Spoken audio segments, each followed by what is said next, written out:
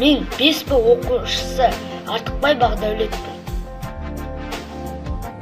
Бар әлемге танытып, міне біз елін тегін елбасы деп білеміз. Ең ардақ Қазақстан Нұрсұлтан Қазақстан тірегіз. Отан деген әр адамның жүрегі. Оған ел де, жер де, суда кіреді. Отанымды бар әлемге паш етем, президенті мақтаншым тірегім.